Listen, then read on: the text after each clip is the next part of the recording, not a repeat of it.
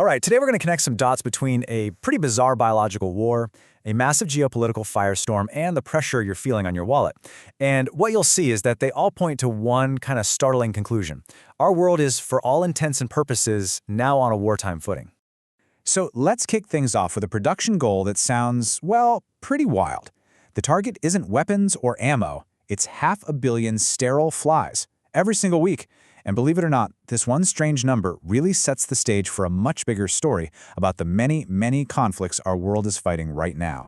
Yep, you heard that right, a war against flies. And this isn't some science fiction idea about the future, this is a huge biological campaign that's ramping up as we speak, all to defend a multi-billion-dollar American industry. Okay, so the enemy in this war is the New World screwworm. And trust me, it's every bit as nasty as it sounds. Its maggots are flesh eaters that burrow into living animals, especially cattle. And with sightings just 70 miles from the Texas border, the threat to the U.S. cattle industry is very, very real. So how in the world do you fight a pest like this? Well, with a pretty brilliant piece of biological warfare, actually. It's called the sterile fly technique. You raise millions of these things in labs, you zap them with radiation to make them sterile, and then you just airdrop them into the wild.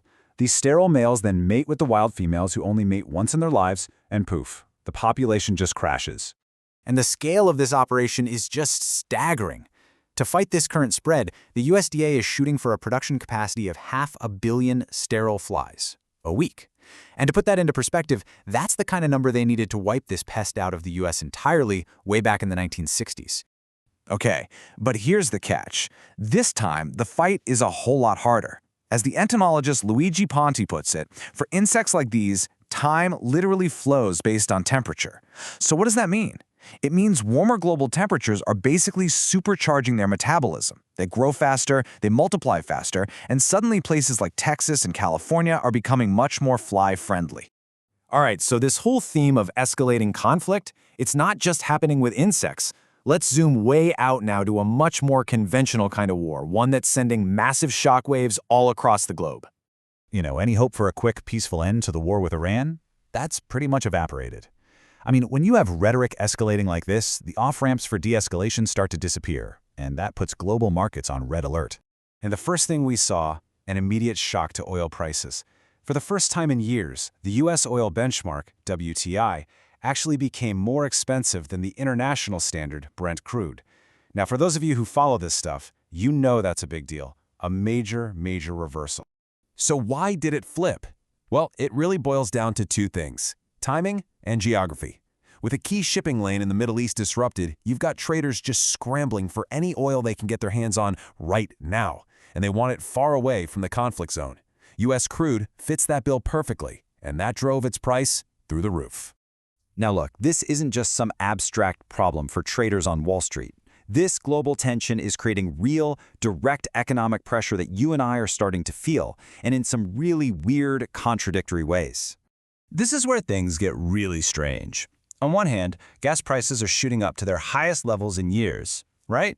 You'd think, hey, high gas prices, people are going to rush out and buy electric cars. But nope. Instead, we're in what people are calling an EV winter, with sales for big automakers and even Tesla falling short. It's a total paradox.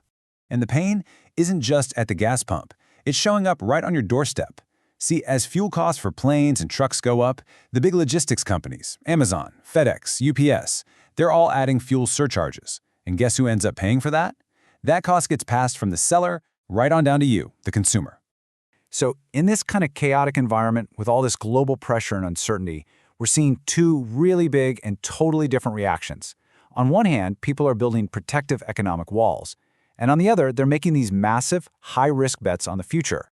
First, let's talk about the walls. The administration is rolling out a new wave of really steep tariffs on all sorts of things, from pharmaceuticals to metals.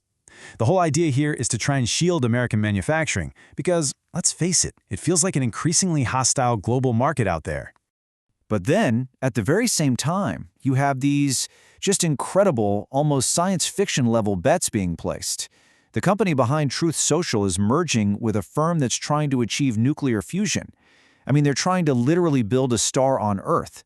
It's a total moonshot, a huge wager, in a time when everything feels so uncertain. And there's another high-stakes bet going on. This one in the courts, all about the future of prediction markets. These are platforms where people can trade on the outcome of real-world events. The government is now fighting to decide a really basic question. Is this a legitimate financial tool, or is it just gambling? And the answer could literally decide if these companies live or die.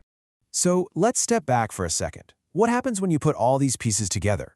You've got a war on parasites that's being supercharged by climate change. You've got a geopolitical firestorm sending energy prices haywire. And you've got an economy at home that's responding with protective walls and wild speculative bets. And here's the absolute key takeaway. These are not separate stories. They're all just symptoms of a world that's been forced onto a wartime footing, where we're constantly reacting to one crisis after another, from biology to the economy to geopolitics. And that really just leaves us with one final and pretty heavy question. In this new reality of constant multi-front conflict, when a world is fighting wars on every single front, what does victory even look like?